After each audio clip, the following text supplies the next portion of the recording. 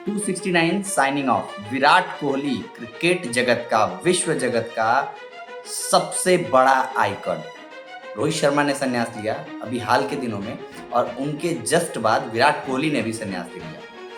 Cricket fans के लिए पूरी दुनिया में मैं बात कर रहा हूँ, भारत ही नहीं, बस खाली भारत में ही विराट के फैन नहीं हैं। पूरे क्रिकेट जगत में, पूरे विश्व में विराट कोहली के प्रशंसक हैं, उनके चाहने वाले हैं, और उनके इस निर्णय से पूरे क्रिकेट जगत में काफ़ी मतलब कि शॉकिंग डिसीजन था ये, कि विराट कोहली जो टेस्ट क्रिकेट के आइकन थे, जिनको ओलंपिक एसोसिएशन अपना ब्रांड एम्बेसडर बनाने की कोशिश कर रही थी, और क्रिकेट को कहीं ना कहीं ओलंपिक में लाने के लिए ओलंपिक की तरफ से तो साफ साफ बयान भी आया था कि विराट कोहली की पॉपुलैरिटी के देखते हुए हम उनको क्रिकेट को ओलंपिक्स में लेने की सोच रहे हैं।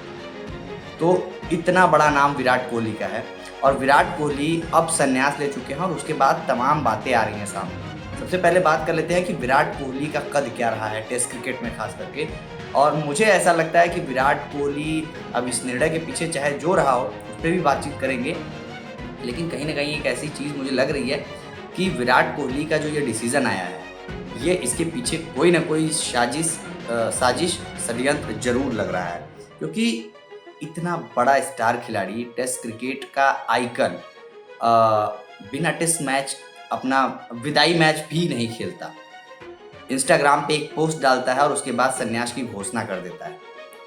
तो ये अपने आप में कहीं ना कहीं की जो है कि चीज़ों को उलझाती है, सुलझाने के बजाय। कहीं ना कहीं इस पूरे डिसीजन को लेकर के जो बातें निकल के आ रही हैं सामने, जो मीडिया रिपोर्ट्स की बातें आ रही हैं, जो अंदर की लीक्स खबरें आ रही हैं बाहर, वो कुल मिला जुला के ये जो मैटर है, ये कहीं ना कहीं खटक रहा है लोगों के दिमाग में, लोगों के जहन में, कि कुछ तो गड़बड़ चल रहा है भारतीय क्रिकेट कंट्रोल बोर्ड की तरफ से। मीडिया रिपोर्ट्स की माने तो बीसीसीआई ने रोहित शर्मा को 2 टूक कह दिया था कि अब आप हमारे टेस्ट प्लान में फिट नहीं बैठते।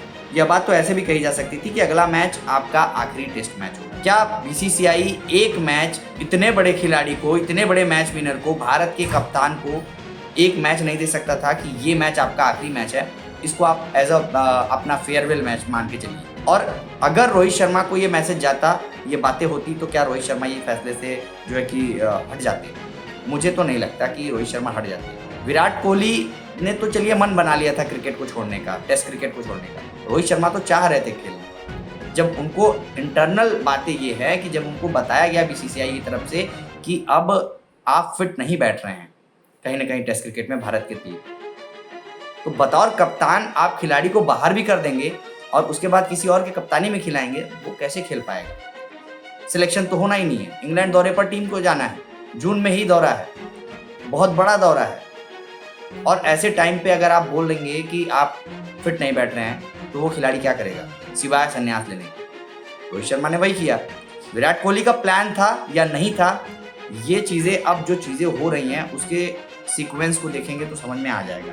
अब इस पे एक बात और हो रही है, वो बात ये हो रही है कि क्या इन संन्यास के पीछे रोहित शर्मा के और विराट कोहली के संन्यास के पीछे हेड कोच गौतम गंभीर का भी हाथ है? ये भी एक एंगल हो सकता है, क्योंकि गौतम गंभीर जब टीम में स्टार्ट करके आए थे एज अ कोच, उसी टाइम बहुत क्लियर मैंडेट और बहुत क्लियर मैसेज उन्होंने अपनी तरफ से बताया था कि टीम में स्टार कल्चर खत्म होना चाहिए। विराट कोहली, रोहित शर्मा बहुत बड़े दिग्गज खिलाड़ी रहे हैं, स्टार तो बिल्कुल रहे हैं, क्रिकेट के मतलब आइकन रहे हैं, क्रिकेट के जो कि पोस्टर बॉय रहे हैं। गौतम गंभीर के बयान को और इस दोनों चीज़ों को अगर आप जोड़ के देखेंगे तो कहीं ना कहीं ये भी समझ में आता है कि ऐसा भी हो सकता है क्या। इसके साथ ही साथ ये भी सवाल आता है कि अगर विराट कोहली अभी चले गए, संन्यास लेके छोड़ दिया टेस्ट क्रिकेट, तो उनका चौथा नंबर का स्थान कौन खिलाड़ी ले सकता है?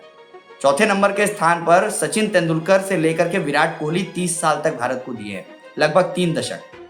चौथे नंबर का स्थान कितना इंपॉर्टेंस है वो इस बात से आप समझ लीजिए कि सचिन तेंदुलकर या विराट कोहली जैसा दिग्गज खिलाड़ी ही टेस्ट क्रिकेट में इस नंबर पे खेलता था। तो अब भारत का अगला चौथा नंबर का खिलाड़ी कौन बन सकता है? आप किसको समझ रहे हैं? क्या वो केएल राहुल हो सकते हैं? क्या वो शुभमन गिल हो सकते हैं? क्या करुण नायर की वापसी कराई जा सकती है टेस्ट क्रिकेट में जिस तरीके से अभी फॉर्म में चल रहे हैं? क्या सरफराज खान वहां पे आ सकते हैं नंबर 4 के लिए?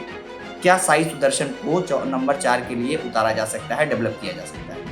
ऐसे तमाम सवाल हैं। जब भी आप इन खिलाड़ियों को देखेंगे और इनके कद काठी को देखेंगे तो आपको ये नहीं लगेगा कि सचिन तेंदुलकर और विराट कोहली से कहीं ना कहीं कंपैरिजन किया जा सकता है। तो अब तमाम सवाल बीसीसीआई के खेमे में भी है और क्रिकेट के लिए भी है। एक और एंगल आता है विराट कोहली के संन्यास को लेकर के कि अगर बॉर्डर गावस्कर सीरीज में खराब प्रदर्शन के दबाव से ये खिलाड़ी संन्यास ले रहे हैं, अगर ऐसा दबाव था कि आपके बल्लों से रन नहीं आ रहे हैं, रोहित शर्मा से रन नहीं आ रहे हैं, विराट कोहली से रन नहीं आ रहे हैं, तो वो वहीं पे संन्यास ले सकते थे। वो वापसी करने के लिए टेस्ट क्रिकेट क्यों खेलने गए, माफ कीजिएगा, रणजी ट्रॉफी क्यों खेलने गए? दिल्ली के मैच में रेलवे के अगेंस्ट विराट कोहली ने खेला, मुंबई से रोहित शर्मा ने खेला रणजी टीम में मैच। तो अगर उन खिलाड़ियों को ये पता होता कि अगर आपको संन्यास दिलवाना है तो उनको वहीं पे लेना चाहिए था। बॉर्डर गावस्कर ट्रॉफी से ज़्यादा अच्छा मौका नहीं हो सकता था। प्लान, खबरें तो ये भी आती हैं, विराट कोहली के कोच के हिसाब से अगर बात करें, उनकी बात समझे और सुने, तो वो ये कह रहे हैं कि विराट कोहली तैयारी कर रहे थे इंग्लैंड दौरे पे जाने की। उन्होंने प्लान भी बना लिया था कि 3 से 4 शतक इंग्लैंड दौरे पे जाके मारने की कोशिश करेंगे विराट कोहली। अब जब विराट कोहली का नाम ही नहीं है, रोहित शर्मा का नाम ही नहीं है, विराट कोहली के कोच ऐसा क्यों कह रहे हैं? पहले से तैयारी कर रहे थे विराट कोहली। तो कुल मिला जुला के ये जो स्थिति बन रही है या बन चुकी है, अब तो खिलाड़ी अपने निजी फैसले के लिए स्वयं जिम्मेदार होते हैं। कुल मिला जुला के जो बातें निकल के आ रही हैं, कहीं ना कहीं भारतीय क्रिकेट के बीच, भारतीय क्रिकेट के अंदर, बोर्ड के अंदर सब कुछ सही नहीं है।